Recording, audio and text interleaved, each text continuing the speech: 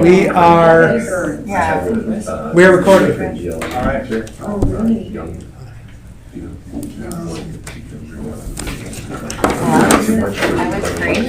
we're okay. I have a sweater on. Yeah. Just tell me. No, we're good.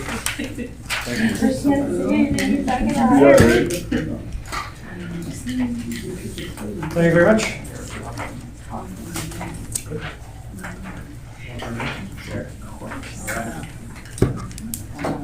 I call this meeting of the Lake Country Classical Academy to order at 6 p.m. on July 15th. In accordance with Wisconsin's open meeting laws, the required public notice of this meeting ran this Saturday, July 11th issue of the Walker Freeman, and was posted at both LCCA campuses. The mission of LCCA is to train the minds and improve the hearts of young people through a content-rich classical education in the liberal arts and sciences with instruction in principles of moral character and civic virtue. Please rise and join me in reciting the Pledge of Allegiance. I pledge allegiance to the flag of the United States of America and to the republic for which it stands, one nation, under God, indivisible, with liberty and justice for all.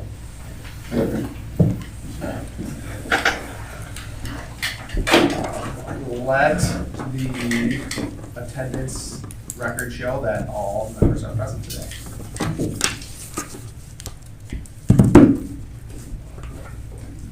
All right.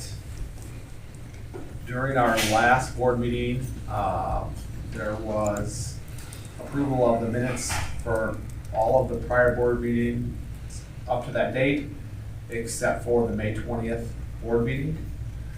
So today, I think we need to approve the board meeting minutes with some revisions for May 20th, 2026, and our board meeting on June 17th, 2026. George, you had some comments here. I don't know if you want to cover them, or you just want to move to motion them as red here. Yeah, I made the comments at the last meeting, Okay. but didn't have the copy.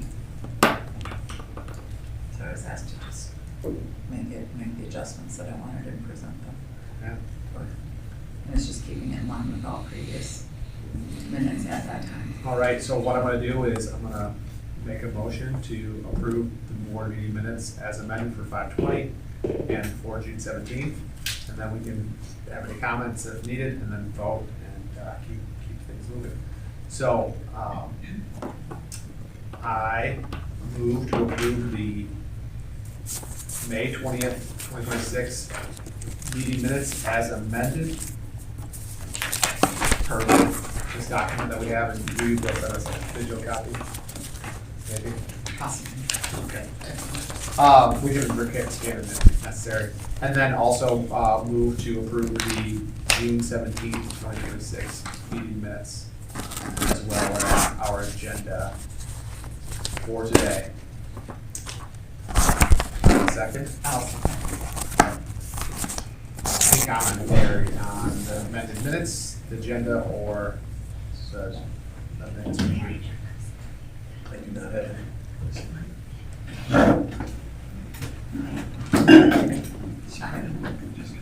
All right. Just want to read it real quick. I actually have a question too on our agenda. Did we not approve some of these? No, we did. We just didn't approve these in the last meeting. Oh, there is that on here. Yes. Okay.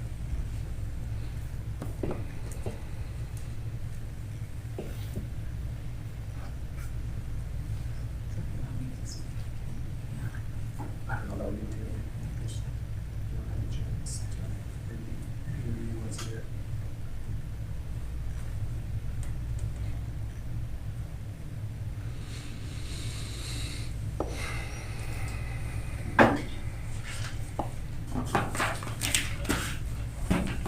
There you go.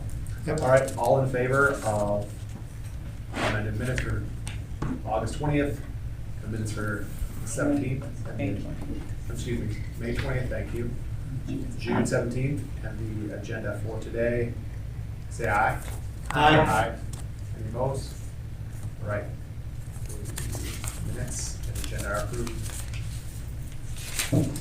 Next item on our agenda for today is the principal's report. So really excited to have Dr. Gelster give an update as he's been here now for a couple of months, but in his official capacity as a principal here for just about 15 days. So really excited to work with you, speaking on behalf of the board, Dr. Gelster, and look forward to Thank you. your report. Well, thank you. And I'm very happy to be here. Glad to be moving forward with LCCA, and I appreciate you giving me the opportunity. And I appreciate the parents and the staff also, and grandparents, and the community. I'm a pretty comprehensive person. And so I had two options coming in here tonight. One was to come in here and say thank you and it's good to be here, and say I've only been here a couple weeks and I look forward to working here, and do a little thumbs up. The other was what I chose to do instead, which is to start my role of making sure you're fully informed as a board. And so you shared the board calendar with me, and so I'm still getting familiar with the board calendar, and we can look at it to see what falls where and what months. But the fact that there's not an August board meeting, I really felt like rather than show up here with information for you in September after the school year started, that it would be better for me to share information with you tonight. So you're going to get some, oh, thank you. You're going to get some information from me tonight. I am going to go through it as efficiently as I can, but my goal is that when you leave here tonight, you're a more informed board. And most of what I have to share with you is on the board calendar. I do have a couple notes at the end that I just want to give you additional updates on. So I think this is the same calendar, but if you could take. I made a couple of edits based on the comments that you sent to me. And so that's the only change with what you sent. Okay. What you probably had last time. Yes, please. Yes. And one of And one of these. those. Yep. You want to pass it back this I'm way? lazy and, yeah, I don't know. All right, sounds good. And then, just so I understand, at some point, how much are all of this, you had sent me, Matthew, the program that's used to upload things into the board meetings. Is the preference that everything I share in a board meeting be uploaded into there, either That's a good before or question. Is that after the where- meeting? I think probably because it is all It's all public? subject to open records, and Yeah.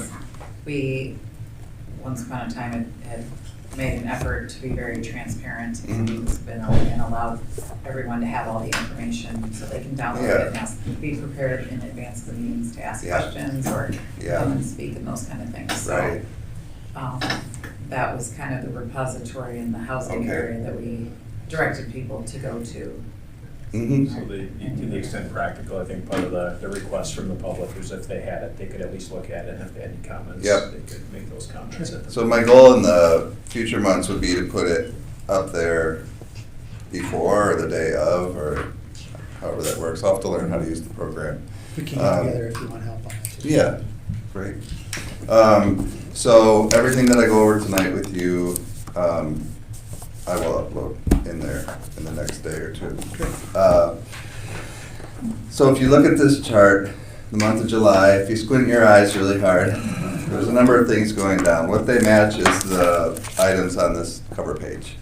Okay. So what I did is just listed those, and then I listed the additional updates that I wanted to add in this evening. And as I said, I'm gonna try and go through this as efficiently as I can. It's gonna be a lot, especially if your brain is in summer mode.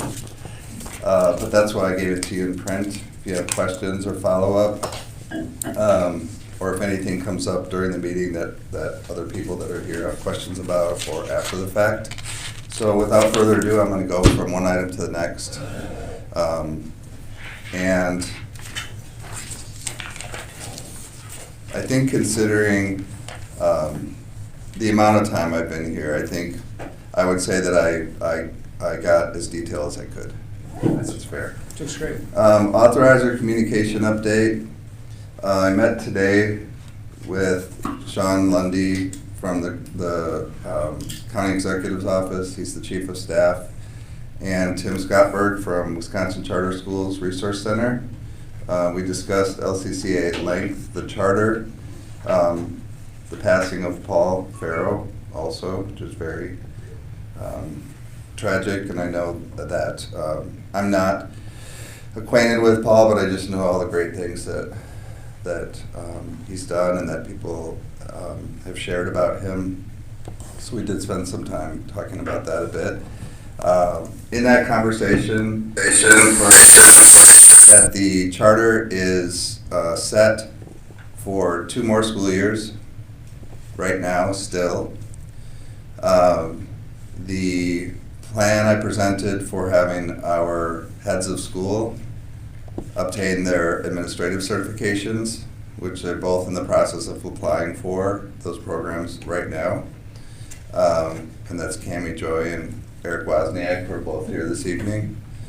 I have that plan written out, and I'll share that with you. I have the pre-plan, which I shared with Skylar, just so he could have a look at it, and then the considerations for the board that I'll probably come back to and ask you about in September, but I'll send it to you beforehand.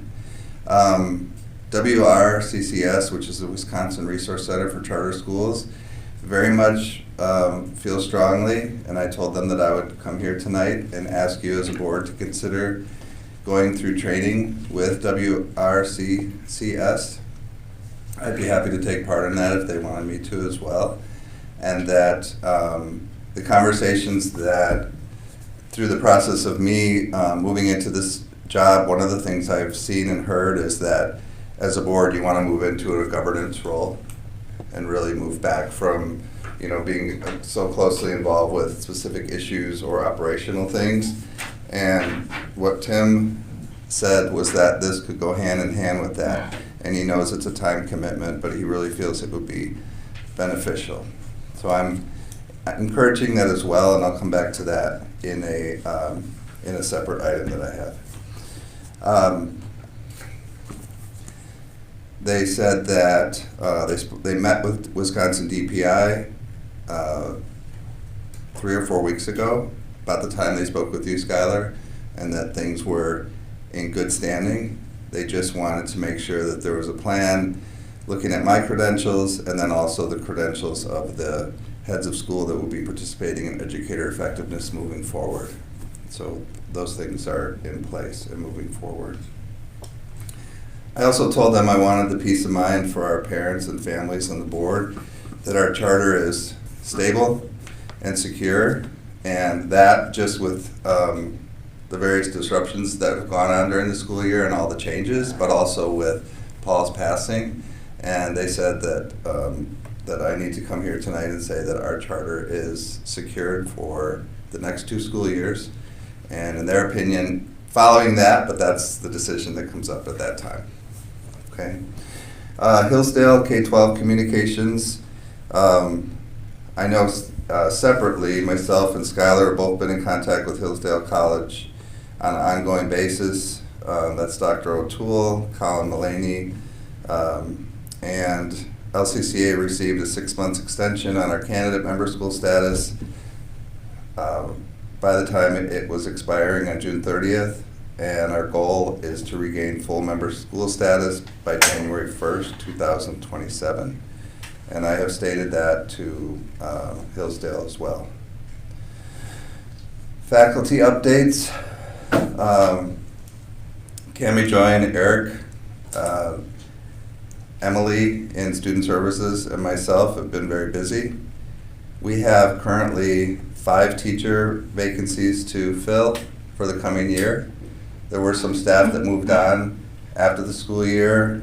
Several of them, I would say, moved on due to the disruption that happened this school year.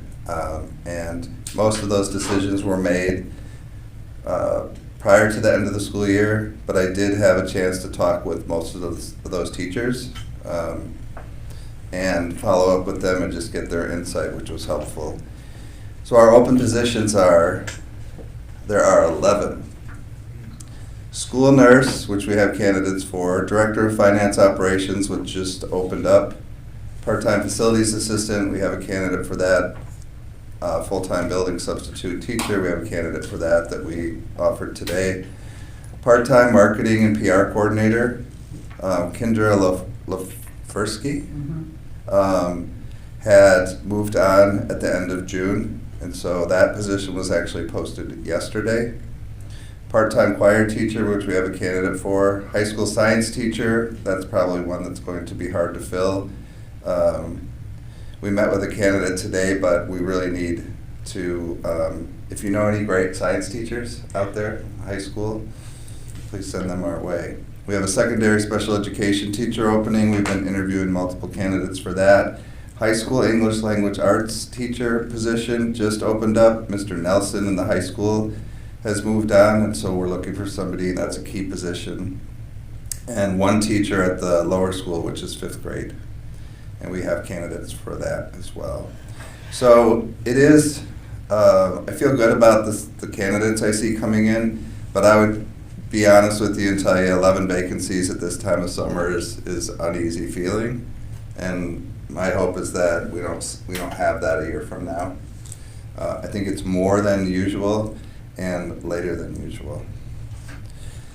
School security update. This is one I'll be coming back to because I didn't know how to, it's not on the agenda per se, just in my update, I'm requesting as the new head principal to be brought up to speed by you as a board as to, I understand what occurred last year, what was put in place, but we need to have a conversation for the upcoming year about how we're viewing this.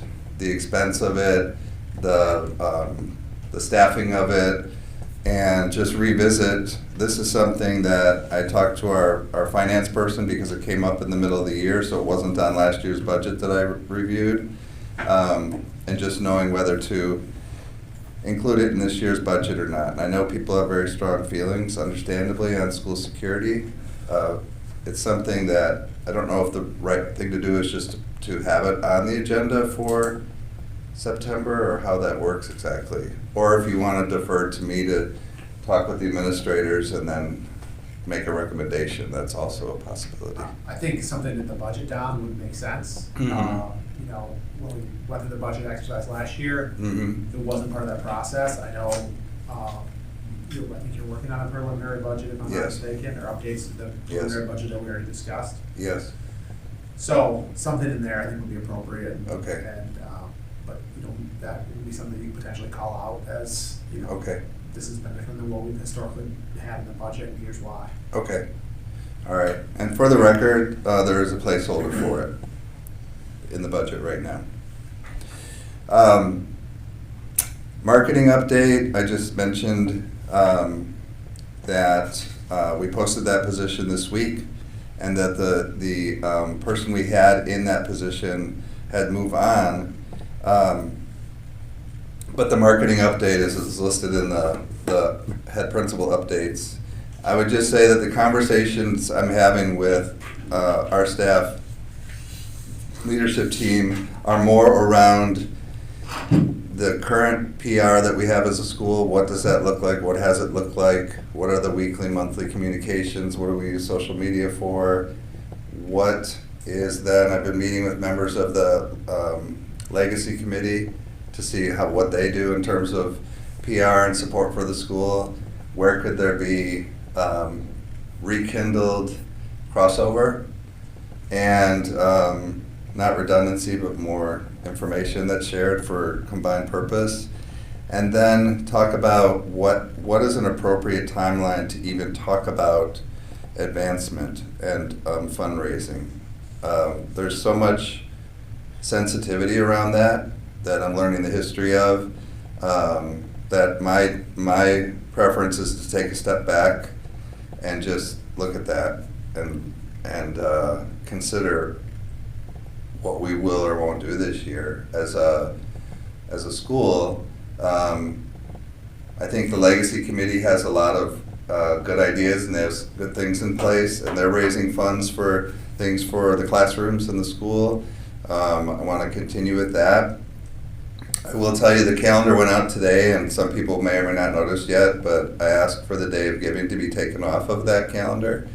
It was not a, I think whatever historically has happened, the Day of Giving this year was an opportunity for people to make a statement that they were not giving money to the school. And so my gut tells me to, at this time, step back. If people want to be part of what the Legacy Committee is doing to support the school in the fall, that can continue. But don't ask people to give money right now if they're not comfortable giving money in the Day of Giving. It was a very low return last year. And if it's something that just gives a chance for consternation or more debate, I'm trying to remove some of the things that caused that in the last year or two.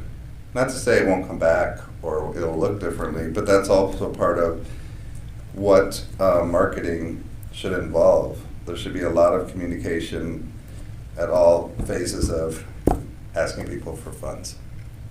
I know there's been efforts by a number of people to do that in the past and different times. I'm just telling you, coming in with a fresh perspective, I'm looking at things and trying to simplify some of the things that have gotten, in my opinion, tangled or stuck.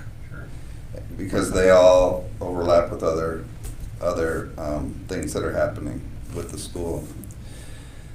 Student withdraw exit survey results. And these are in general categories, but there were 27 families represented in the responses from this summer. There are some categories that the responses are fit into. One category is facilities. There was nobody that stated that for the reason they left. Moving, there were 3 lack of options in the high school, 3 families desire to homeschool, 3 rigor, which I think represents, I believe, 2, from what I've read in different comments and different feedback, I think it means the rigor, the level of rigor, or is the impression it's too much rigor. The other category, which has the greatest number, is overall fit and multiple concerns. And I think that relates to people who left over the last year not knowing what the stability of the future of the school would look like. And from all the feedback I've gotten, even the people that chose to leave the school cared greatly about the school and wanted it to succeed and their children too, but made decisions based on needing, I guess, more stability than they were feeling at the time. I wasn't here, so I can't fully speak to that, but this is also something that'll be uploaded. It's not necessarily a discussion item, but this is also a time of year that the head of school would give grade point averages per grade level. The overall high school grade point average was 3.056, 12th graders 3.208, 11th graders GPA 3.079, 10th grade GPA 2.947, and 9th grade 2.989. Now, I was able to get this information because I wanted to be able to present it.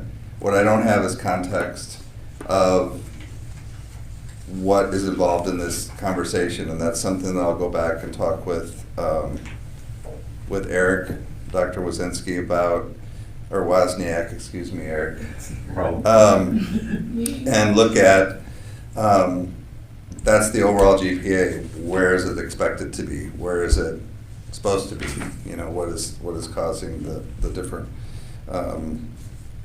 the different areas. And it makes me think of the rigor piece that was mentioned before too. There's a lot about grading that's happened here historically in this school with discussions and some adjustments, and I'm still learning about all of that history too. 8, review of teacher licensing status and background checks. This is a process being completed upon interviewing and hiring by ourselves and Acrisure, which is our HR consultant. Review of administrative team licensing and certification status. As I mentioned, there's a plan for the upper head of school and lower head of school. It's been approved by our charter authorizer and is underway. Potential. I am reviewing with the board potential options, or will be, for financial considerations, given that both individuals were hired and placed in positions that require additional credentials than what was known to them when they accepted their positions. As far as administrative credentials for the school itself, I possess all the required Wisconsin DPI certifications and credentials to meet requirements for the school for Wisconsin DPI. And the purpose of having Ms. Joy and Dr. Wozniak complete their certifications is so they can continue to participate in the state-approved teacher performance evaluation system, educator effectiveness. Both of them were trained in that. Both of them completed that process with all their staff this year, their teaching staff. But as was pointed out, despite the former head of school having credentials, the two of them with educator effectiveness do not automatically fall underneath her certifications. For the school, it's okay, but for teacher evaluation, it's really necessary. And the positive thing I would say is that both of them had already researched programs and are willing and ready to enter those programs.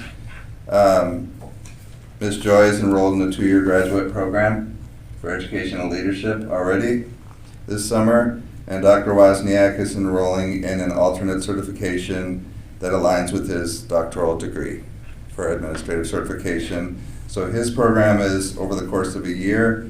Ms. Joy's program is over the course of 2 years.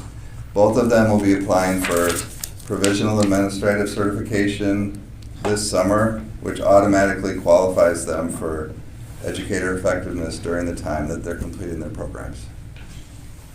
Yes? Can I ask a question just on that point? Is that, with there being, I guess, an aggregate 3 years of the education, is that something that the board is going to have to approve funding for? Or I assume that there's a cost associated with this? With their program? Yeah. What I did is I'm putting together a list of options for the board to consider for reimbursement from 0% to 50% to 75% to 100%. Different districts do different things. And in general, if a board chooses to provide partial reimbursement, there's usually a written agreement that has to be signed or that is signed. The larger the reimbursement, the larger the commitment to fulfill a certain number of years. And so I'm putting that together, and I'm just going to put it on a 1-page document so you have it to review. I think that I'm thinking of in terms of fairness. They were both offered their positions and they accepted them, and now we're telling them after the fact that they have to get these. Because I believe, as in a choice school, the belief was that in a charter school there was some flexibility, and there's not because it's a public charter school. So, When do you think you'll have those options ready to share with the board? probably within a week or 2. Oh, okay, so before the September board meeting. Oh, yes. I was hoping to send it to you all before so you could look at it. And I don't know myself whether that's what belongs on a board agenda in terms of open discussion or closed discussion. I don't know when it comes to finances how that works exactly. Then everything's open with the exception of personnel. Personnel issues? Okay. Some legal, but that's Okay. case by case. Okay. Some negotiations, but for the most part, it has to be open. Got it. Okay. All right. Teacher observations, they were completed in educator effectiveness by Ms. Joy and Dr. Wozniak. I've confirmed that they were completed for all of the teachers. Miss Gajewski, Emily, gives a special education report at the end of the year. I've looked at that a little bit with her, but she's used to providing that for Miss Hagerdorn. And so I told her that I would include that. I think that the key pieces I would mention in here is something that I told you attracted me to Lake Country Classical Academy, that the school has a special education program and is well-staffed and resourced. So I believe next year there will be roughly 56 students with individual education plans and a few students on a 504 plan, which is a special accommodation plan for students with well, there are various types of 504 plans for accommodations and support. But that's one of the things that sets LCCA apart from some of the private schools, for example, that people might compare LCCA to. That we are a public school, and as such we serve a full range of students. And I feel really good about that because I think it makes for a stronger experience for all the students. And so I guess I'm just adding that as editorial. Teacher and staff professional development. 22 faculty and staff members attended Hillsdale College in June. Dr. Wozniak and Ms. Joy and I are planning the back to school professional development, and then we haven't gotten yet to planning the professional development during the school year, but that will include an emphasis on staff culture because we need to get that back where it needs to be with a focus on instruction and learning, classroom instructional practices, and then of course Hillsdale coaching. I'm going to be meeting with the Hillsdale coaches next week and talking to them about this last few years and what their experience was and what I'm asking them to do in terms of communication and having them define their roles to me so I can help make sure that that's the roles that they're fulfilling with our staff, if that makes sense. And met all of them in Michigan. Dr. Gelster, Yes. one thing that I'm curious about is if there's an ability for us, not necessarily Hillsdale, but to quantify the value of what that education resource looks like. If that wasn't available, what would the cost of that equivalent type of training be to the school district? Oh, okay. Yeah. It doesn't have to be an exact number, but just give an idea of what's the value financially that we would otherwise incur if we didn't have that type of support. Okay. Not an urgent request, but Mm-hmm. I think that would be helpful. Yes. Because there's a lot of discussion Mhm. over the last several months of, do we need Hillsdale? Mhm. And I think quantifying what that financial value is Mhm. is worthwhile, because right now there's no cost to us as a school. Right. Okay. Okay. The next 4 items, good news, they're attached. It's all the income statements, budget versus actual, bank reconciliation, debt versus assets. Confirmed the IRS report was completed. And then a preliminary budget for 2026-27 is attached. Kathleen and our finance office has been very helpful in the fact that I was only here a day or so a week in May and June. I was happy to know that we could present a preliminary budget for your review tonight. That was a great accomplishment, I would say, largely on her part.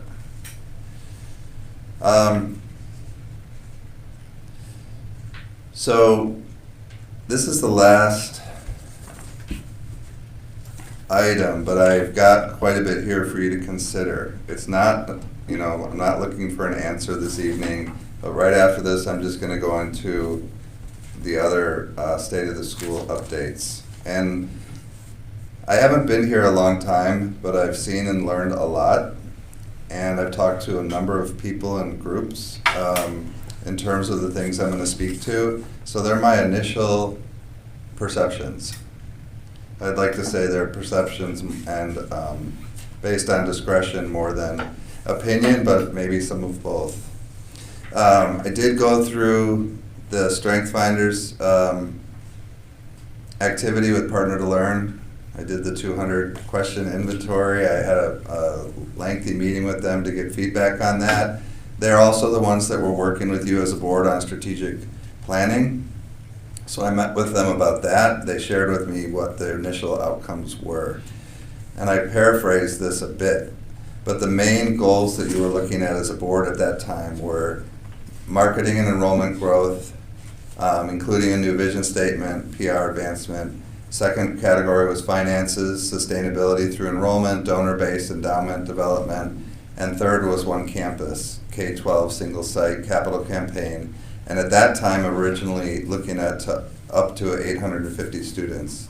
Now I did hear from, I think during the process of my interview, it might have been a conversation with Randy, I know it was for sure with John at one point, that looking at the base and the community and the various schools around, that a more realistic number for future enrollment may be more in the neighborhood of 650, but I'm just putting that in there just to let you know that these are things that were recorded in the past, but I do have some more current background on a little bit of it.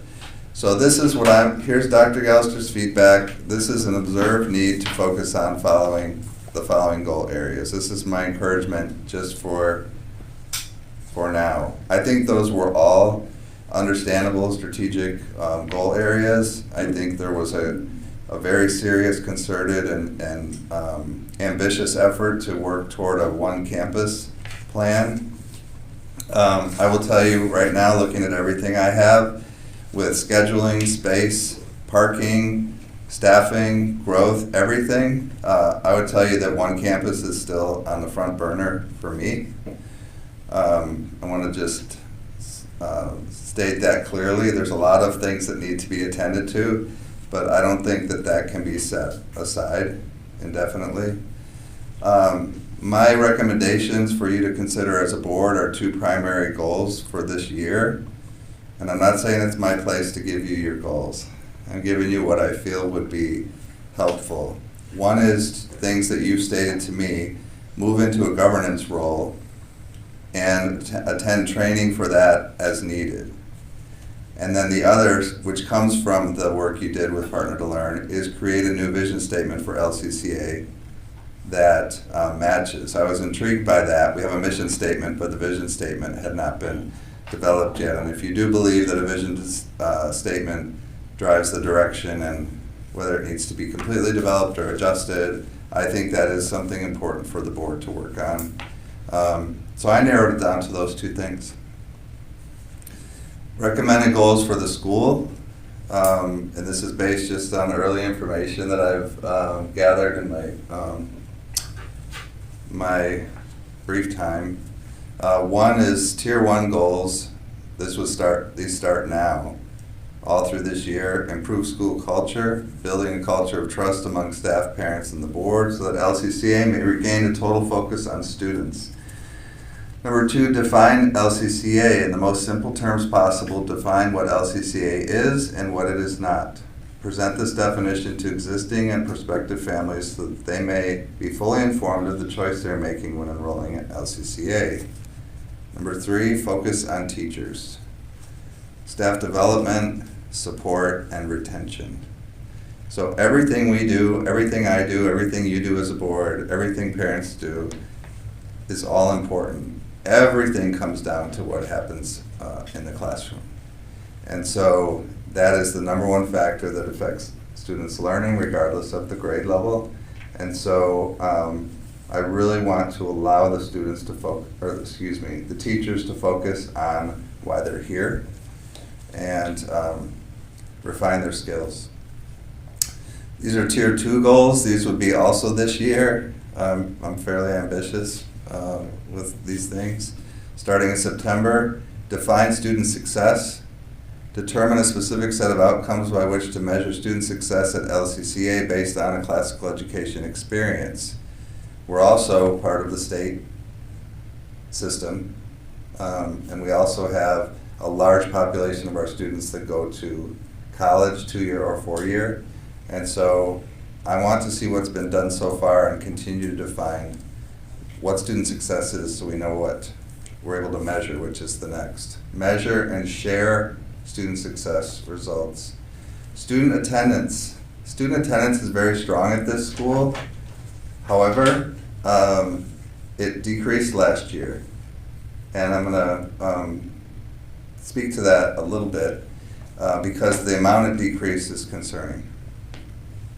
Tier 3 goals, and I did put these after year 1 being realistic, but 1 campus.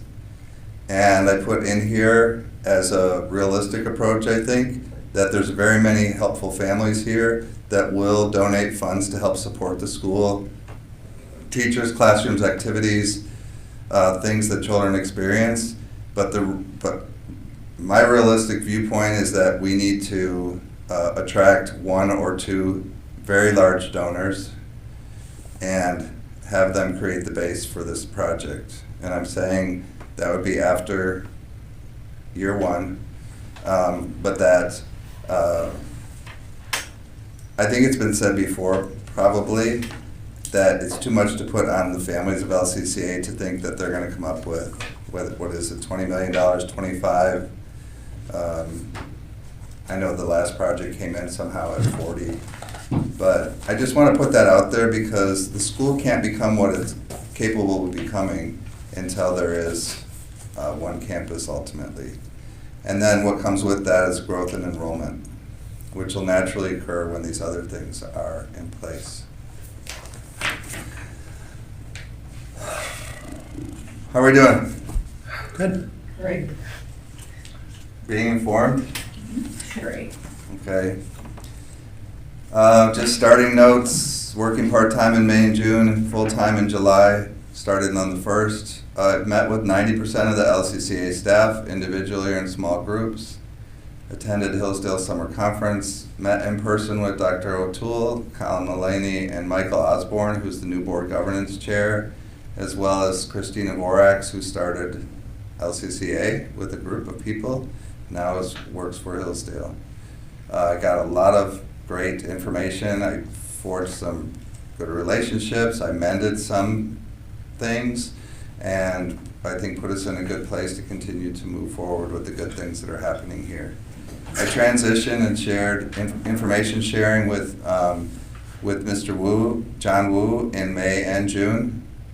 I met with members of the Legacy Committee numerous times now as a group or individually, and helped allocate their remaining fund balances, not fund balance, but allocation of $17,000 to the schools, and we did spend that. I would like to say together because they were items that were pre-discussed and felt favorably about by the parent committee.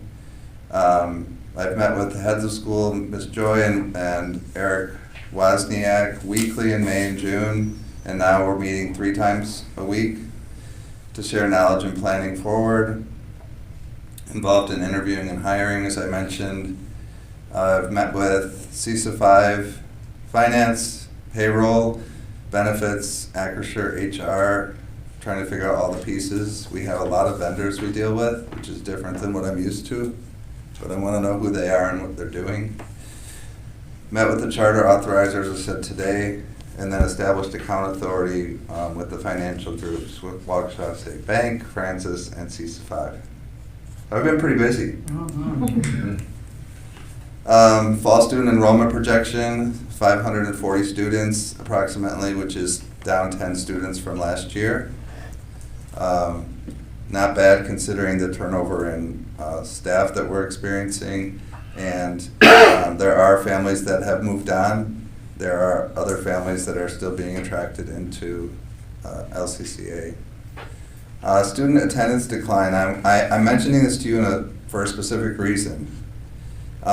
Parents over time, I think, became accustomed to going to you as board members. And they just got to a point, I think some of them, they didn't feel like, they didn't know what else to do. Or things were just in a difficult place and they weren't sure how to navigate it and at that time or any longer.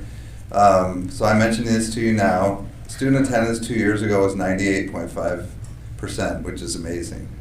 I'm not surprised because this is a very heavily involved parent community. However, last year it dropped to 95.5%, which by state standards is still excellent, but that's 3 percentage point drop in a single year. That represents 35 students who were absent 18 or more days last year. 35 students. So we went through them individually, looked at medical backgrounds, other things, family vacations, other trends, didn't know exactly what was causing all of them, but I'm letting you know that it's my responsibility and my decision to send out letters to these families that will be written in a very supportive way. It doesn't matter how supportive the letters are, some people are still going to be offended. And part of the statement that comes with this is that this is what comes with being a public school. The Wisconsin DPI rates this school, and attendance is a key indicator. Last year, the school missed exceeding expectations by 0.5 percentage point. Or what's the highest category? Significantly exceeds expectations. This change in attendance would cause that to happen again. So that's why I want to make families aware that we're not a private school, we're a public school, we're bound to the rules of DPI. Even if students have excused absences, we still have to report them. And anyone over 10% of absences is considered chronically absent by the state, so 18 or more days. And as I said, last year we had 35 students at LCCA that had more than 18 absences. So hopefully awareness and notification, and certainly respecting any kind of medical issues completely, we'll see some improvement back to closer to where we were. And so I wanted to make you aware because you may hear from some parents. And I would request that you redirect them back to me and I can explain it to them in a cordial manner. 2026-27 faculty staff salaries. Given notification to the board of needed adjustments to a small number of employee agreements based either on inaccurate position pay or lack of cost of living index increase granted to individual employees. This process would not decrease any raises that were granted to returning staff by former executive director Mr. Wu, but will properly acknowledge specific other employees in their position and or considering their experience with salary adjustments. There was a wide range of percentage pay changes given. There's a small number of staff that usually what happens is if there's funds, the board will approve a cost of living index increase for every employee. That could be 2% or 3%. Some good year it might be 4%. So everybody would get that, and then there might be adjustments made for other employees based on position, experience, or critical shortage areas that you might look at. Some of those might be math, science, special education upon hiring. So we have some employees that weren't given a cost of living index increase or matched with their position. It's a small number, but I wanted to bring it to your attention without just making those adjustments. So I'm going to be letting you know what those are. And as I said, I would not be taking anything away from any of the increases that have been given, because I think there was definitely a positive intention and positive results from giving teacher raises after a tough year. It's just that a couple of them didn't get them. And so that's who I'm looking to take care of.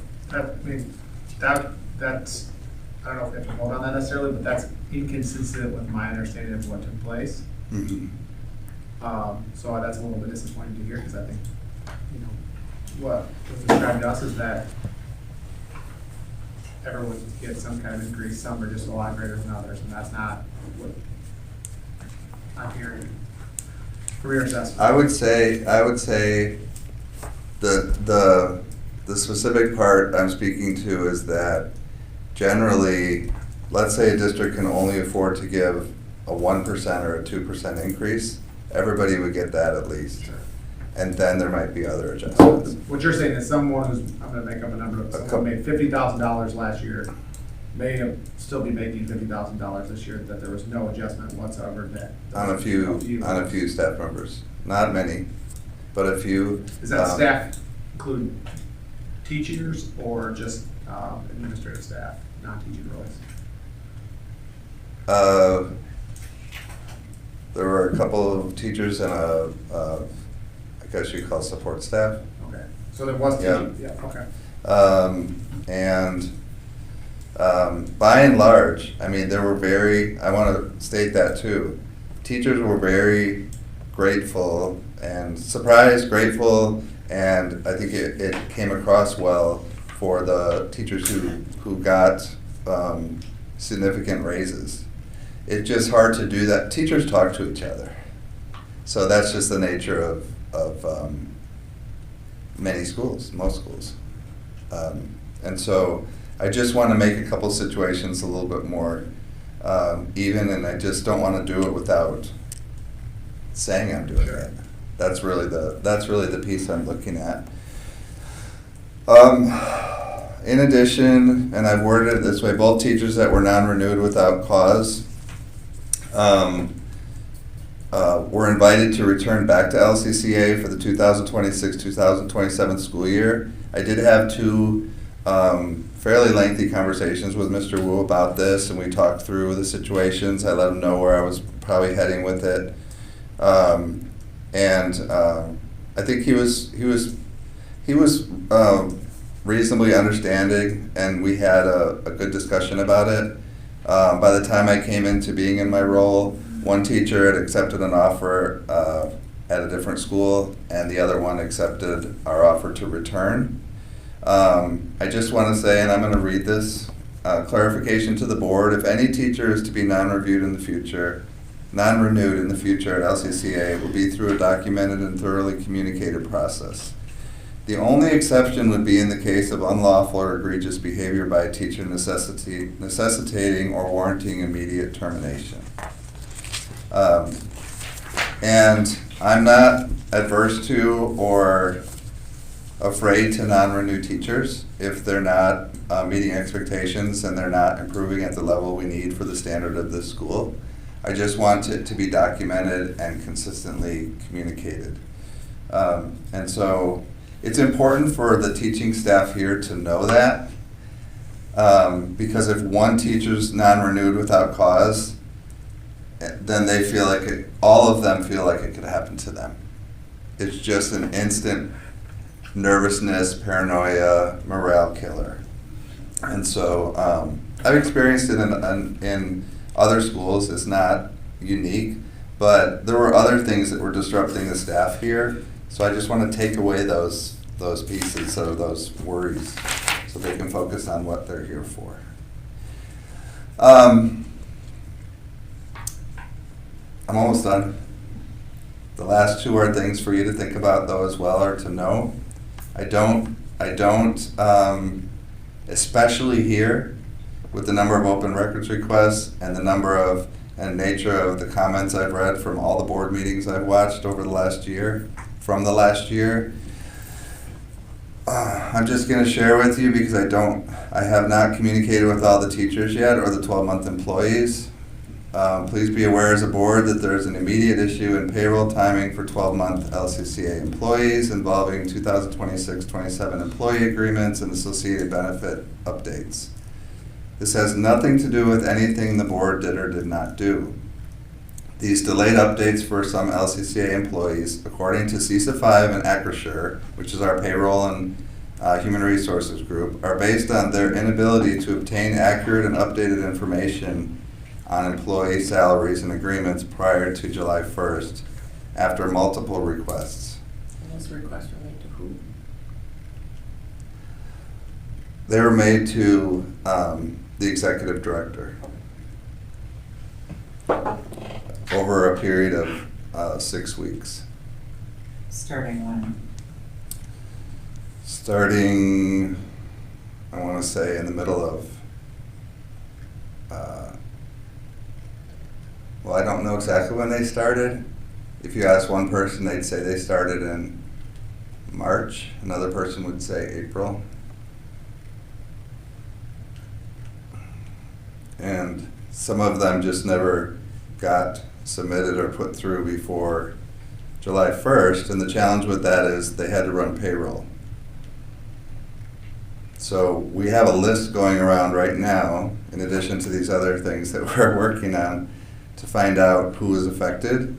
Because again, I don't want teachers or year-round staff being paid incorrectly. And how many were what's the number of staff people that impacted? We're not sure yet.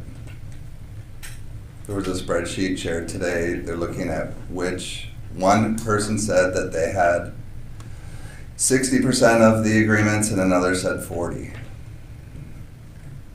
So it could be, and that's year-round staff. Yeah, but aren't most of the staff paid on the 9-month cycle versus the 12-month? I thought I heard that somewhere. Well, there's Yeah. 10-month versus 12-month Sure. for teachers, and it is unique here that some teachers are paid that way. Mhm. So many of them, and that was part of the discussion, I had a Zoom on this yesterday with our 3 vendors. The question is, do we just take care of it and hope that it's done by September 1st, which is what we're trying to do? But some of them are being paid right now. Yeah. And some of the office staff and the administrators are being paid right now, and they may or may not have their new pay, and then the benefit adjustments may or may not be properly, say, adjusted, deducted. And based on just the way the last couple of years have gone, I'm trying to use my discretion, but if there's an issue, I'm putting it out there. I guess that's what I'd say. And so it's a matter of communicating with the teachers. Why would you need to know that as a board if we're working on it behind the scenes? Because we don't know how many people are affected yet. And the audit is happening this week, so the same 3 people that are overseeing this are also involved in the audit. So it's really hard for them to just separate and work on this. And I know, for example, Ms. Joy, Dr. Wozniak, and myself are asked to help with this as well. And all 3 of us are meeting with people and interviewing people too. And so I think with all the changes in the transition is why it occurred. We all agreed yesterday that there's no reason this would occur again. It's just, I just don't want to cross our fingers and say, well, maybe no one will notice. You know, I just don't like doing things that way. So whether it was 40% or 60% of the 12-month staff, that's what we're trying to find out, and then we're going to call people individually. And of the staff as a whole, what percentage is 12? So I got 60 or 40 of the 12-month, but the original question I'm not was sure. what I can find out majority though. get 12-month, or are they on the 10-month, which I thought was a 9-month cycle? Yeah, I'm not sure. And I'm only asking that as something that I remember hearing many board Yeah. meetings ago. Yeah, I thought it was 9 months, not 10, so. that's okay. I don't know. I don't know how many of the teachers chose the 10-month pay over the 12-month pay. But as we get through this and find out and notify people, I can find out that answer too. Because obviously we're hoping the same thing, that it's a small number of people. Because frankly, it's embarrassing. I don't have to own the embarrassment because I can plead ignorance because I'm new, but I've known about it. I've known that this requests were underway for the last probably 6 to 8 weeks myself, so I can't completely plead ignorance. Okay, I saved the best for last. LCCA open records requests, immediate response plan. Skylar and I had a conversation about this. I'm asking, I to be honest, I don't know if I have to ask permission for this or not, so you could tell me. There are a number of open records requests that have not been filled. We have a choice of whether to pay an attorney to do that or whether I will do it. What I'd like to do is, as I'm coming in new and restarting and refreshing and being trying to even demonstrate tonight how transparent I am with information, that I can respond to open records requests, every single one of them, with a letter introducing myself, and that I would like to be able to allocate 100% of my time to preparing for the upcoming school year, rather than spending my time, resources, or the school's funding on attorneys, on responding to open records requests spanning back into last school year prior to my starting, if they are concerning issues that are now being resolved. So I'm mentioning that because that's a hot topic, and I think it's been an issue, and it's been a big deal. I told you I watched the board meetings when I interviewed, and when people don't know what's going on, they make more requests and more requests, and so I'm trying to demonstrate that while I'm in this role, people will know what's going on, and they won't get to a point where they feel they need to go that route. So I can either spend all my time getting ready for this coming school year, hiring our staff, and meeting all of our vendors and connectors connected to and continue to develop things for the new school year and problem solve, or I can dedicate a significant amount of my time to preparing and responding to numerous open records requests that are just sitting there. So I guess I'm letting you know I'm gonna try this approach and see what happens. And I'm hoping that people that are interested at that level are, just as I did, they're able to watch this meeting and consider how they want us using our time and resources right now, while possibly giving an opportunity for things to level out and move forward. So can I ask for a point of clarification on that? Yeah. So you envision sending a letter to all of the open ones that are out there, asking if they still want it, essentially? I can ask if they still want it. I'm gonna recommend that they allow me to use my time in a way that would be most beneficial to their children coming into next school year. And, but somebody has to look at the request, and somebody has to respond. Well, that's all just from the board perspective and kind of being the Yeah, very aware of the state law requirements. yeah. We don't, it's not discretionary, we don't have an option. Mhm. Like if, People can withdraw their requests though. correct. That's why I'm asking for clarification of what you're Yeah. anticipating, or, I mean. And then you probably know this state law better than me, but I actually asked the question, can people come in and fill out a form, or do they have to be able to be anonymous? Because I've been in districts where It could be either. people will bury the district in open records requests, and they can't make any progress on anything. And John presented at the last meeting, I believe it was, that this school spent $116,000 on attorney fees, answering open records requests. And I don't know if the people who are requesting them know that that's part of the equation when you do that. But I do understand when people aren't getting information or they don't feel like they know what's going on, they have to use the channels that are available to them. I don't know if 160,000 was attorneys. 16? Or 116 Oh. doing, because I don't recall, it doesn't mean that it didn't I'm happen. just quoting what he said. I don't recall the open records being fulfilled by any outside counsel. The open records were filled internally. No, we got Up until involved. this year, I think they got into maybe the process of redacting. for and- all of them. Not You're saying all of them, I don't know how. Oh, all for of them, some. but Okay, some no, of I'm them, saying- we definitely utilize outside counsel. For part of it, Okay, now I understand, but we also had the records custodian for a while. I think Mrs. Hagedorn was doing them at the beginning, and then I think Eric was doing them. John was doing them, then Eric was doing them, and then, Did John ever do them? I don't think so. No. okay, It went from Ms. Hagedorn to to Eric. Eric, who was also the upper school head. And depending on the request, they can just be quite cumbersome. And if you're, I'm no tech expert. I don't even know how to search emails and all these other things between people.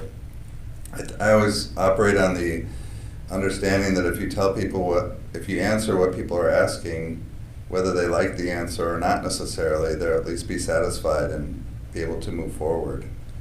Well, and I want you to know, I agree with that approach 1,000%, like, I completely do. Prior to my arrival on the board, I know that there was a lawsuit with the school being sued because open records law was not being followed. Mm-hmm. So I'm just as a cautionary tale, there's a balancing act. Yeah. I think, Don, I'm sorry. Yeah. Yeah. Yeah. With I think that's a great approach, and we've called people in the past and they have reduced or pulled away their records request once they kind of knew the complexity of it. Yeah. So I think that's a great start. The one thing I would just say is, like, if somebody's not open to that, and maybe you've done this already with staff, we just want to consult counsel, because my understanding is there's not specific time requirements, but some interpretations that go there. Yes. So if it's a longer request and somebody says, I still want it, we may just want to consult counsel and make sure we're within those boundaries. Yeah, and I do understand the legality of that. A number of the requests are anonymous, and so we're not even able to contact somebody. We don't even know if they're one of our families. Could you respond to the anonymous emails? I will be, yes. I mean, that's my understanding, is that I'll be going in. And I think that whatever caused things to get to that point is just how it was. But if it's somebody who is in the community or invested in this school or has children in this school, I have a lot more, I don't know if admiration or understanding and respect toward their request. If it's someone who's not affiliated with the school at all and is just trying to bog us down and cost us money that could be used in other ways, I think the best way to overcome that is just to communicate consistently, often, and well. And then things don't get to that point. And in this position, it's really unique because it means communicating with you as a board, the staff, the parent community, and Hillsdale College openly and consistently and accurately. And it's actually pretty manageable to do that. You're off to a good start. So a question for the board. So we do have a policy called Release, Inspection, and Reproduction of LCCA Public Records. And while it doesn't call out specifically open records requests, it seems like it covers that. Does anybody know? Before my time? So here's what it says. It says, Lake Country Classical Academy Board shall allow persons to have access to school records in accordance with state law and established procedures. The principal shall serve as the legal custodian of public records of the board, school personnel, and pupil records. The legal custodian, i.e. the principal, shall safely keep and preserve the public records of each authority and shall have full legal power to render decisions and carry out duties related to those public records. The legal custodian may deny access to records only in accordance with state law. Legal custodian is authorized and encouraged to consult with the school's legal counsel to determine whether to deny access to records in whole or in part. Then it talks about public records may be inspected, copied, abstracted any time during established Lake Country Classical Academy office hours. However, the school is not responsible for the creation of new records by abstracting or compiling information from existing records except by Lake Country Classical Academy's board in its sole discretion. Lake Country Classical Academy board shall periodically review and establish fees in accordance with applicable law. A list of such fees shall be available at Lake Country Classical Academy office. Last modified June 12th to 24, it says. So you still have to be in complete compliance With law. the law, Yep. and below, there's no discretion. Yeah. And the definition of record, and I think part of what that's saying is they need to be maintained forever. Sure. The records can't be, the records themselves can't be tampered with, destroyed. I guess my point is, from the board's perspective, is you're the guy. So as long as don't break the law, you're good. What I would suggest, Don, is that I'm comfortable with the approach, but I think the message that you send out to these inquiries, requests, would be whatever that message is, that we communicate with council to say, is this the best approach? Because if someone doesn't respond to you and then they file a lawsuit later on, I think the burden will be on the school. So the way that we couch that, I think is gonna be really important. That's what it sounds like. If you let me know on or before a certain date, if, you know, given the passage of time and events that have occurred, are you still in need of these requested items? If so, please acknowledge either way. That way you have an end date and, you know, just confirming whether or not they still want the information, given the passage of time and events that have conspired. So I would just word it that way. Makes sense. Yes, I am somebody who does follow the letter of the law, so I do want to follow all of that. By the way, if we put you on the website as the, oh good, okay, you are official. Official. The custodian. As the records custodian. Yes. A lot of responsibility. The attached things, just, these are standard from the board calendar. It's the expenditure revenue budget, income statement, bank reconciliation, fiscal year, month, and balance debt to assets. I can't tell you that I can interpret all these. I did not create them, I understand them, but I appreciate the finance office that we're working with, our part-time person creating these in the middle of the audit as well, because she's really busy. What also is in here, though, is the preliminary budget for 2026-27, which is a 2-page document. Just in the future, Don, if we could have these, maybe the Monday after board meeting, so that way we can review them. Yep. You know, ask any questions all the time. Yes, definitely my plan. Okay. Yeah, no, I It was know only you're because gonna I do just that. Yeah. got it yesterday. Yep.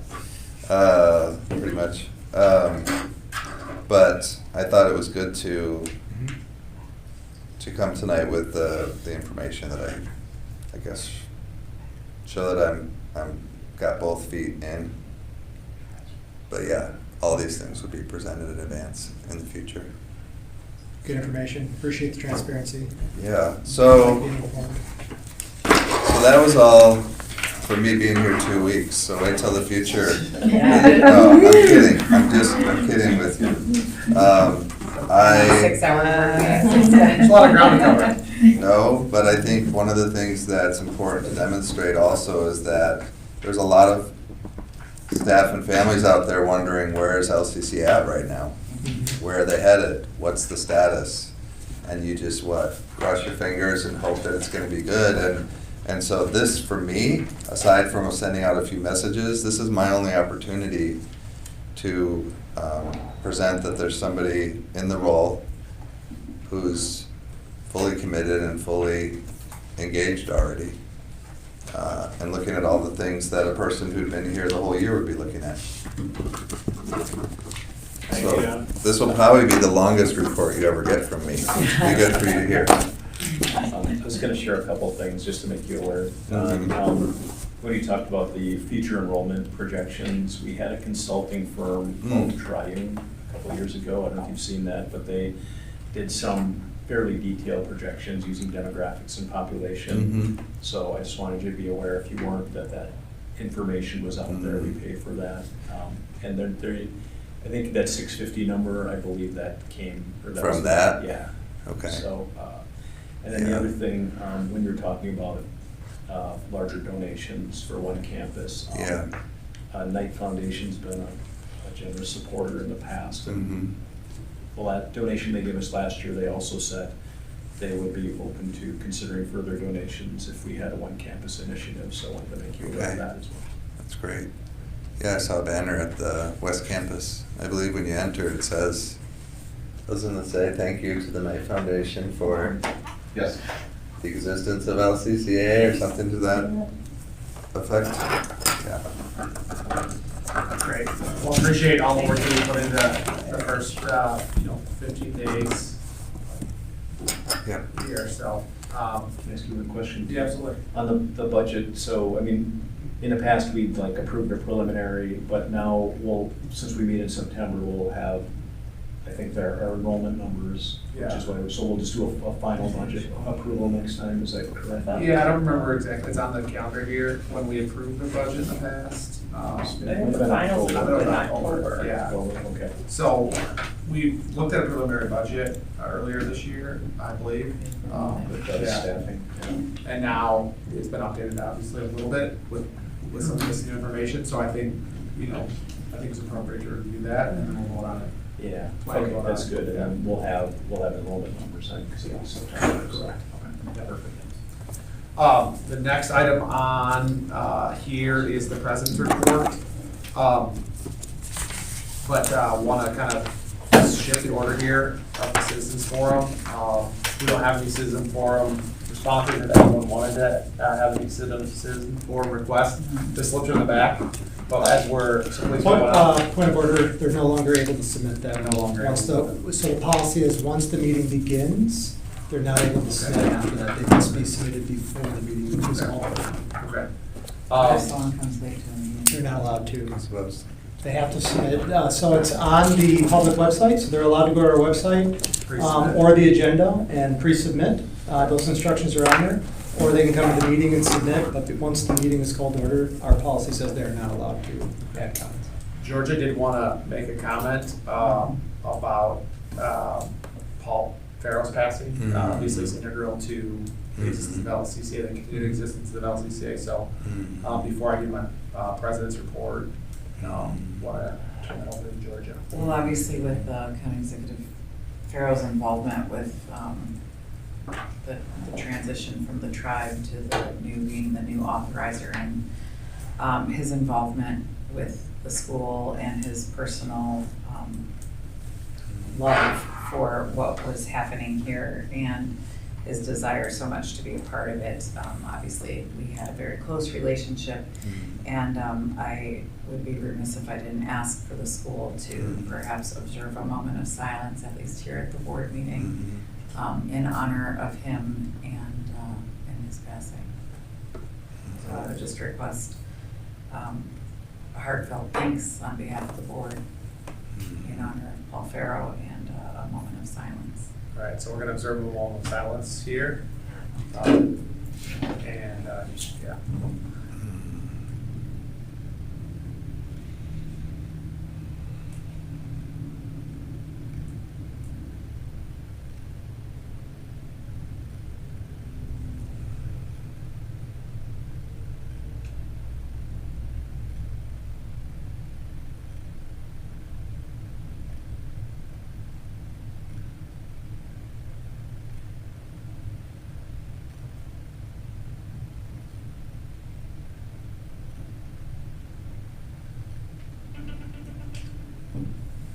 All right.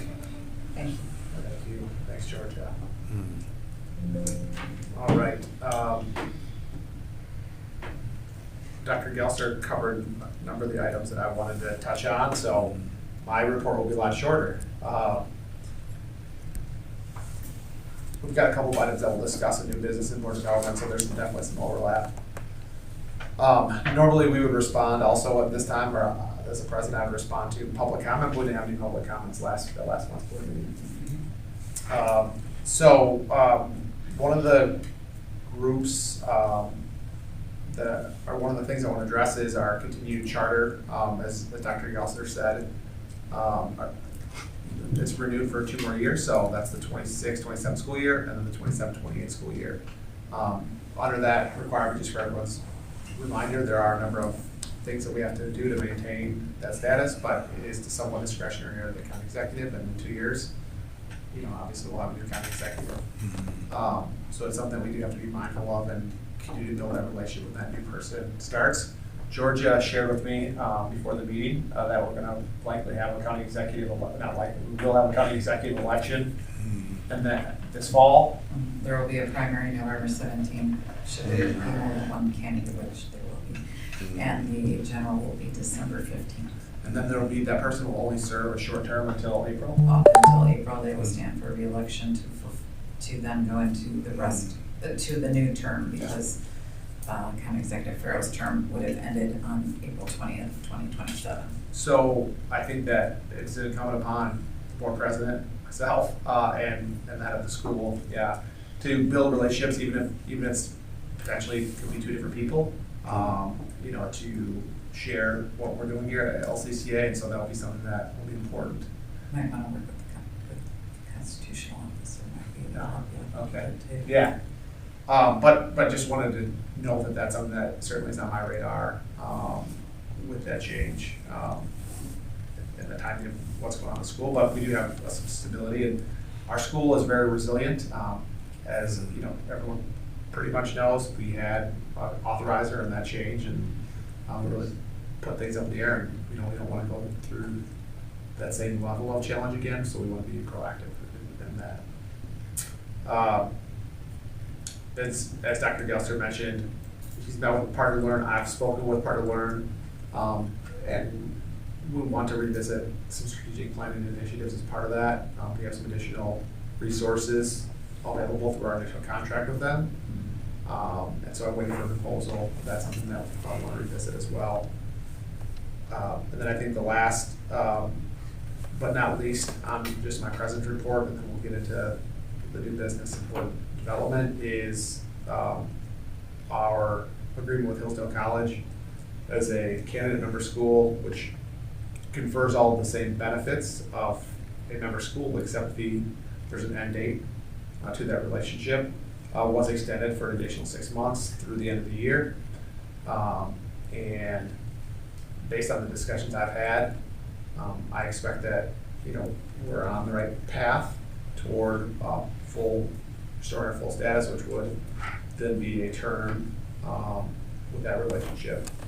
And so Dr. Gelster was at Hillsdale, and that was, there's some additional conversations and creating familiarity with him, and all of that feedback was very positive. I think Dr. Gelster's feedback of his time there was positive that he shared with me, and then the conversation that I had with Michael Osborne, who oversees the governance piece, which is largely where the board fits in that relationship, said that all of the interactions that Dr. Gelster had with the team at Hillsdale were also very positive, and just really impressed with the interactions. And I've spent a lot of time with Dr. Gelster here over the last 60 days, and appreciate your diligence and attention to detail. So thank you. Thank you. So that is all that I have for the president's report for today. I want to move into, I think, new business here. We already talked about the preliminary budget, so there's nothing that we have to vote on today. Dr. Gelster presented that. I would ask, I know this is a new process for you, when we plan to vote on that budget in our next meeting, or in October, that whoever is handling the finance at that time, whether it's Kathleen from CISA or we've hired someone, that we have someone who would be able to address any questions and differences in the budget from what we've had in the past. I know it's outlined here, but someone who's versed in what's there, I think will be super helpful. I'm sure you'll be more versed then as well. And I would also add to that whoever we hire, Kathleen has agreed to help train. Sure. So it might even be 2 people. Yeah, that's fine. It depends on when we hire, who we hire, how much experience they have, things like that. Excellent. She's got a real handle on things right now, so. Yeah, I mean, I've had some interaction with her, just helping to on the audit and different things, so I appreciate her diligence. The next item here, board structure. We talked about it a little bit last month, and I've spoken, I think, with everyone now about what I'm thinking. We have 4 very solid board candidates, and I'm really excited to bring on at least one board member who has children at the school. I think that's an important component of what we want to do. I mentioned I want to be intentional about this process to each of you. In doing so, I spoke with the folks that actually I partnered to learn about board composition, that they work with schools of all stripes, and said, here's the nature of where we're at. We've got 5 board members today. Randy's indicated that at the end of his term, you won't continue. We've got 2 other board members in Georgia. My term is up, but I've indicated I want to continue in January. We've got 2 other board members whose terms end at the end of 2027. And so, I said, what are your thoughts about adding 2 new board members to grow the board to 7 with that potential for turnover? I'm not sure what necessarily Georgia or Ellen, what your plans are yet, but what that could potentially look like if all 3 of you did not return, plus we had 2 new board members, is that we would have 5 new board members, which would be significant turnover after we've already had a lot of transition in the school and in the direction that we're heading. And they suggested that we not do that. Certainly, when I acknowledge that Hillsdale also suggested that we not grow the board. Not that, again, that's advice, but I do think it's important to get a new board person in the mix, and I think all the candidates are affiliated with the school as parents currently. Hillsdale offers board training, and that training is coming up in November. And so what I would propose that we do is that we vote in October for a new board member who would start in October as a new board member. So at that time we would have 6 board members, and there would be board member with overlap for the November and December board meeting. And then we would revert to 5 board members when Randy's term ends. So it's not exactly growing the board significantly, but allows that board member to get up to speed on core requirement as a board member. I think we have a list of board member expectations, that policy that we've developed. And one of those expectations is that the person would attend board training. And so that would be part of the vetting process. And not that, what those expectations are. So that'd be something that I would share with all of the prospective board members. Prior, so they can say, yes, I can do this, no, I can't. What I would say about all of the board members, and I don't know all of them, but I think I've spoken with 3 of them. So 3 out of 4 is I view each of them to be very high integrity individuals. While we have differences on some of the things that we've discussed, they're all people of integrity. And if they see that these are the expectations that they're unable to meet, that they will be very forthright in sharing. I can't do this, or I can't do that part of it, right? So this is important to know as we vet our future board member. And then potentially two additional seats on the board, up to 2, maybe none, would open at the end of 2027. And my thought there is, if no seats open, if both Georgia and Ellen decide to return, at that time we may expand the board size, because it's not creating a 5-person with persons with no LCCA board experience. So that's the plan. That's what I'm shooting for. That's the expectation that I plan to communicate to each of the candidates over the next month. So just wanted to share that with the rest of the board. Matthew? Just for color, so the last Monday meeting that I was on, well, I think it was just me, it was Katie O'Toole and Michael Osborne. I did share that with Katie, and I said, the way this ends is I'm all by myself with 4 brand new board members if everybody leaves. And she's like, that's not a good idea. So, so she did say that. I also did commit to them that I would attend the fall training with whoever we end up bringing on, regardless of the number. So I blocked that out on my calendar already and thought it was a good idea to try to make this a board thing. And I thought it was going to be a good idea to go with them, because I thought when I was there at the training last November, connecting dots between the actual practice of doing board work and then what you're sitting in the classroom learning, I thought I could be helpful in trying to Absolutely. share some of that. And then I have already interviewed all 4 of them, and the 2, Dan and Matt, they I interviewed previously when they first came on. Chris and Tracy I interviewed just recently. To your point, they're all great candidates. I mean, I only know them from board interactions in the interview process, but great candidates, and for a lot of similar reasons.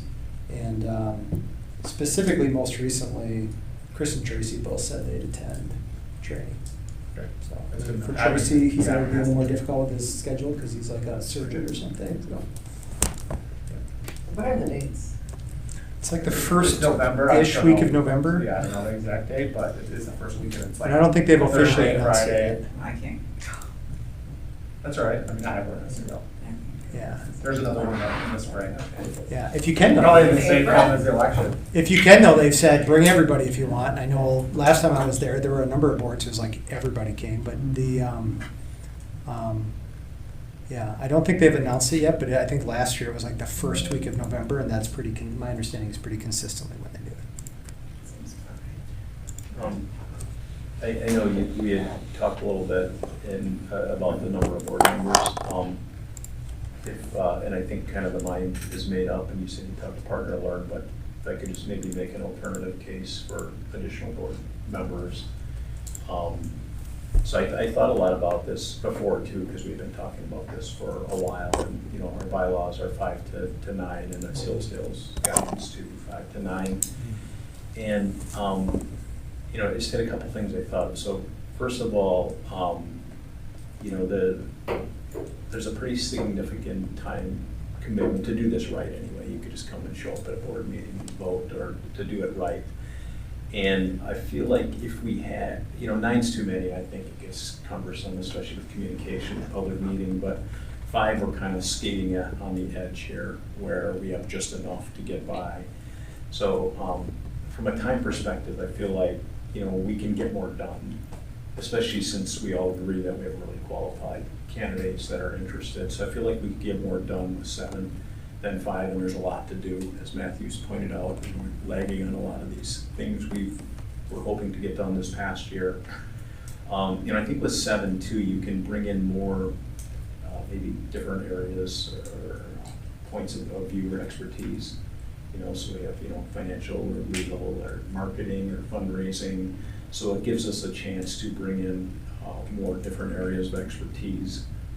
I think to get 4 good candidates, we had looked for a long time for good candidates, and it was really hard to find them, just because even people who were interested, it was just a time commitment.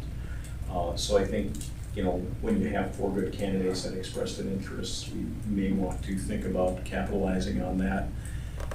And then when you just have 5, we've had things come up where people leave the board, like Stacy suddenly left the board, or people get sick, or their situation changes. Then you're down to 4, and then you're sort of scrambling to find that 5th board member, just so you can function, and you may not get the ideal candidate because you need the 5 to function. So when I think through it, I know you've got some outside expertise on this and input, so I don't necessarily expect that to change your mind, but I think 7 is an ideal number, and for those reasons, to keep it at 5, I think, in my mind, it was something we might want to reconsider. It's something I've certainly thought about a lot as well. I think my understanding, I could be correct and we get some point of clarity on this, is we can conduct business as long as we have 3 board members. Not that I want to get to that point, but if we have 2 absences, Right. I believe we can still vote. I could be wrong. I think we can do a quorum. Quorum to meet. 3. Would be the 3 if we had 4. And if we meet, I believe that we can still vote, but Yeah. If it helps, when I recently met with Chris and Tracy, I explained to them that the timing of board members coming on was still something being discussed. But that we had 3 members whose terms were ending over the course of the next 12 months. And both of them indicated that they will be interested for the full 12 months. Now, their opinion can change on that, but they said they're interested to join, so it's I have not talked to Dan or Matt recently, so I don't know about it. Somebody brought up the idea too, I can't remember if it was somebody here, of like having, and the continuity is a big part where you have, 5 of the board members that have barely been there.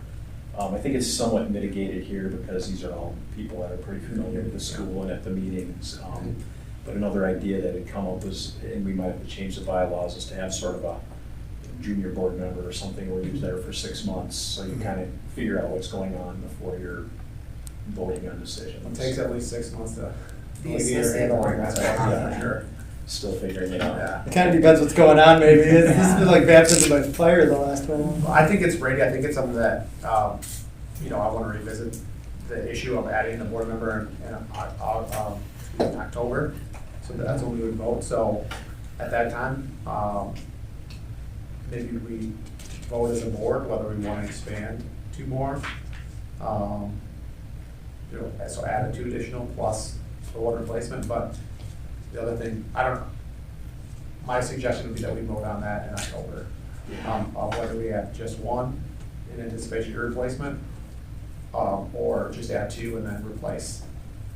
The other option I would think that would be most practical would be add 2 at that time and then add 1 when you leave, and that'll get us to 7. But I feel we can discuss it more. Or you could just stay. That too. And as a reminder too, we don't have December. Correct. Yeah, I want to have the person, regardless, I want the person in place so they can attend the board training in November. Yeah. So we will be adding, Good. I expect we'll be adding at least 1 board member Yeah. in October. But we can discuss, we can discuss it before then if needed. But I'd like to, if anyone has a recommendation of what they would want that look like, so I'm asking you briefly, because it's what you recommended, what would that structure look like? What would be most practical? So. You ask me now? No. You're saying you're going to ask and. Yeah, I'm asking for preparation for that discussion. Yeah. Sorry, my security on my computer locked me out for not being active in a couple minutes. All right, that covers our new business for today. The next item on the list is our bylaws and policies. I'm gonna turn this over to Matthew. So, my understanding of what I was tasked with last month, let's see, I think I wrote this up here. Yeah, and I sent this out to everyone in an email, and everybody should have access to this now. These are drafts, and I don't know, so I didn't post it as public comment or content at this point, just because these are working, they're not formal, there's nothing that's like been decided, so I don't want to create any stir. But these are very, very early rough drafts.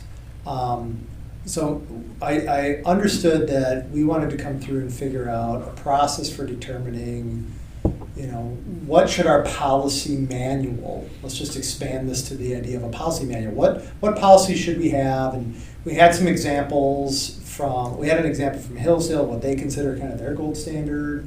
Then I went out to looked for like public documents for other public school institutions, what maybe those policies should look like. I used, let's see, I think I included this in my document. Let me just remind myself here. So basically went out to how do you even approach this, right? Process was where I started. Let me pull the documents up real quick that I used, that I ended up deciding, okay, these are useful to making decisions. I might have to pull up the Is this the email. one you eat? Yeah, I might have to just pull up the email here real quick. Let's go to sent. Yeah, okay. So it was my understanding that I needed to create a board policy, and what I'm calling now a manual, but just this idea of all of this collectively. How are we as a board, ends policies, the whole bit, how are we putting this all together into one complete document, booklet, whatever you're going to call it, reflecting best practices and so on. So I went through, this is what the email says, so I went through, I put all this stuff on our shared folder, and let's see, I've got a schedule here, something that we need to look at from a editing type standpoint, but it includes, I guess I didn't put that in email. Here. WRCCS, compliance dependencies. Let's see what else. Ends, delegation, monitoring, executive limitations, governance process. I went through the existing policies that we already had, included those in this document, made sure that there was bylaw alignment, Hillsdale governance structure alignment, and WRCCS governance alignment. So I went through those documents, including, what was this thing? Hillsdale Model Board Policy, Charter, WRCCS Charter School Policy Manual, and the BCSI Policy Creation Best Practices document, I guess. These are all things I was unfamiliar with until this. It was a lot to read and pull all together, but the bottom line is this. What I ended up doing was creating a manual as a rough draft that incorporates our existing policies and some language for some new policies, limitations policies, and ends policies, and put that all together, taking into consideration all of these documents.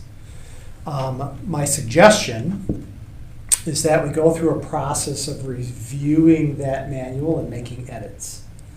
I'm completely open to saying, Matthew, this is not the right direction to go through this let's come up with a different process. But this is what I came up with to say, okay, maybe if I put it all together, create some rough drafts, and we just start going section by section, what do we like, what don't we like, working that way, maybe that's a way to stay organized, because it is a lot of moving parts. So you all have the rough draft, you have the rough draft, you have a schedule for what I thought might be a reasonable amount of time to try to knock this out. My thought is that at every board meeting, we would spend an hour. Half an hour? Half an hour reviewing. So read it before you come with your thoughts, and spend half an hour just executing ideas. There is a comparison table to try to make this very helpful. That was the one that has like each month outlined? No, that's the schedule. Okay. The comparison table, let's see, here it is. The comparison table looks like that, if you can see it. Key differences between the LCCA manual and the Hillsdale sample. So I thought it would be helpful for us to understand, like, hey, what's the difference between what ours would look like? Because ours looks a little different, because we're also incorporating the WRCCS best practices and stuff like that. Also, in going through this, some of our policies are much more detailed and presumably therefore better than what Hillsdale is. Some of Hillsdale stuff was really broad and very vague and left a lot open to interpretation, so I These just... were their ends policy recommendation? Yes. So, but in particular, like even looking at what they recommended in their example versus what we already had as existing policy, our policies seemed to be better because they were more defined. Maybe as a board you all disagree with that, but so anyway, so I highlighted the differences between what I created and what they created, just because I thought that would be an important thing for everybody to understand. So I tried to call all that out for everyone. So that's what that comparison table is how does what I'm laying out for us compare to what they laid out as their best practice. So I think my initial thought was today was essentially just confirmation that you generally like the how. Like, how are we going to go through this process? And just if we like the way that I'm proposing we go through the process, then great. Let's add this to our agendas going forward with an expectation that between meetings, we're going to review that section. So maybe for today, most importantly, it's the review schedule. And just deciding if we like the process and we generally like the schedule. yes, I wouldn't put a 10-month time frame on it. Okay. I mean, Yeah, I mean, you Why I can, say there's that no requirement is to take because- that long. we don't meet every month. Yeah.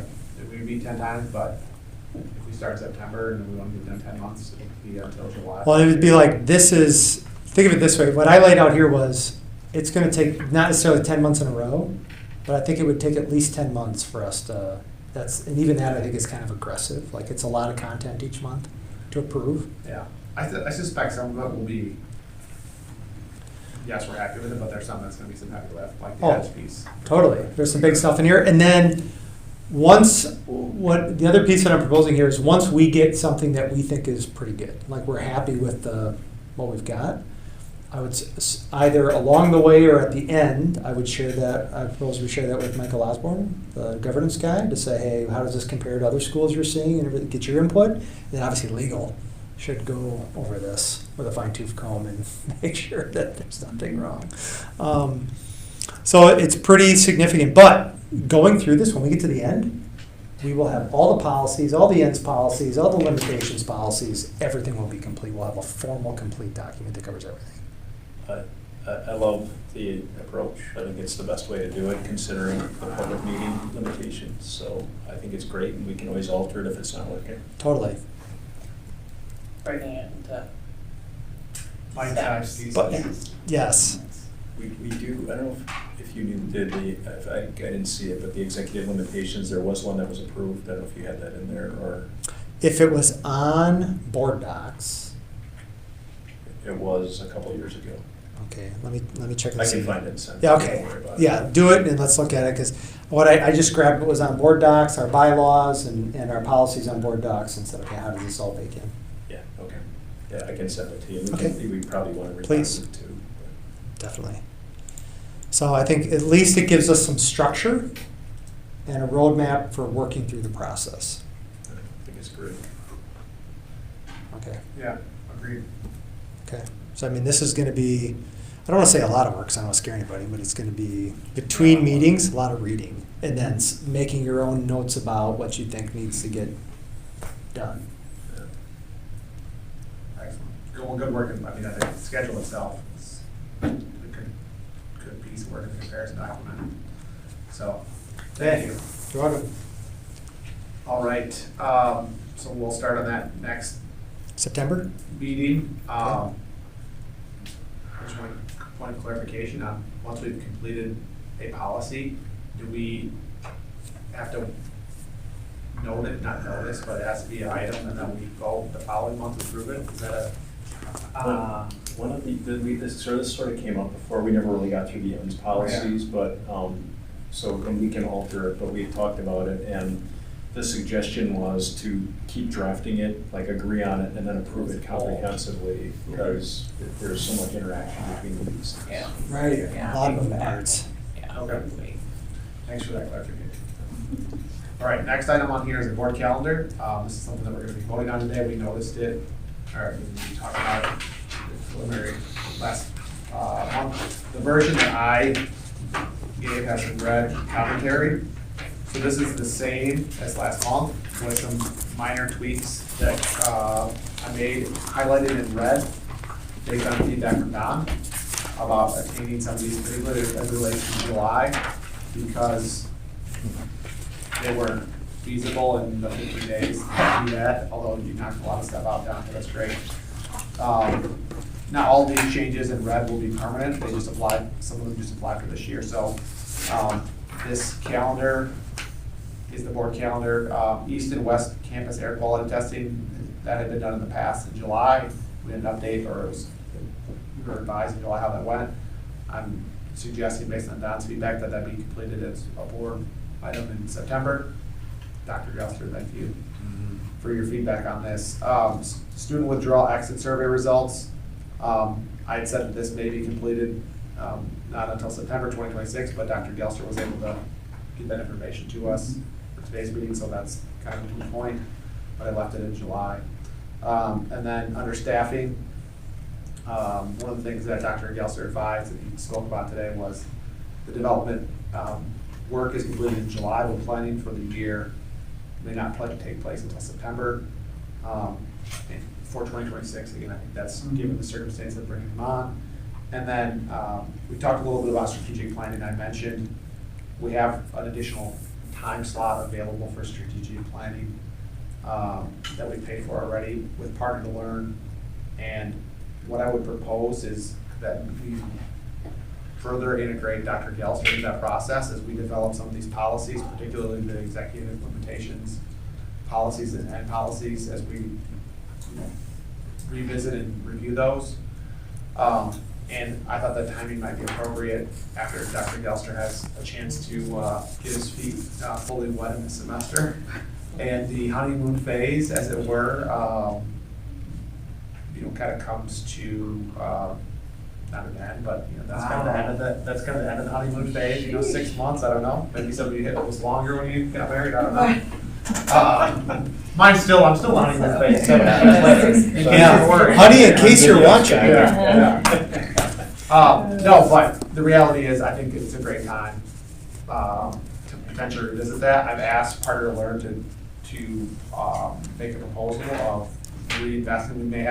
We will have a new board member, at least one, at that point in time. So, we'd have some buy-in from them through that process as well. So, the way that they explained that we would like to invest it, we would have a session with myself, maybe, or at least 2 board members, and Dr. Gelster, to kind of get them to speed on all the things that we've accomplished. And then, once that's completed, we would meet again as the board to do a reevaluation of, I don't know that it would change many of our things, and Dr. Gelster's recommendations are in line with a lot of the things that we said, but it would hopefully create some momentum around our executive, our strategic planning initiative to really, again, supercharge that as we move forward.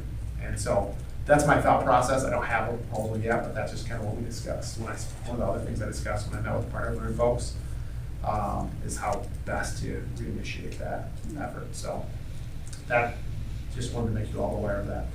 But I forgot to vote on item B, so I have to backtrack now. It's okay. Would anyone like to make a motion to approve the calendar as changed and shared today? So moved. Second. Any additional discussion? All right, we're adopting this calendar for the board for 2026-2027 school year. Excellent. Oh, sorry. I'd say it's been a long day, not just here, but and hot. It's the heat, I believe. All those in favor? Aye. Any opposed?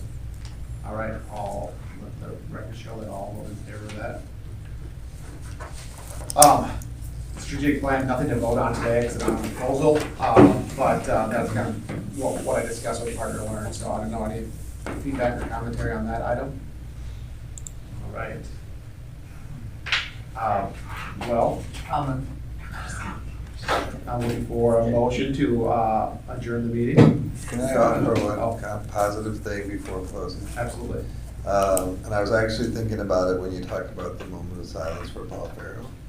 I don't believe I've seen you, Georgia, since the graduation. I was hiding in the back at the senior graduation, and I just thought you did a really nice job of presenting his speech, especially on such short notice.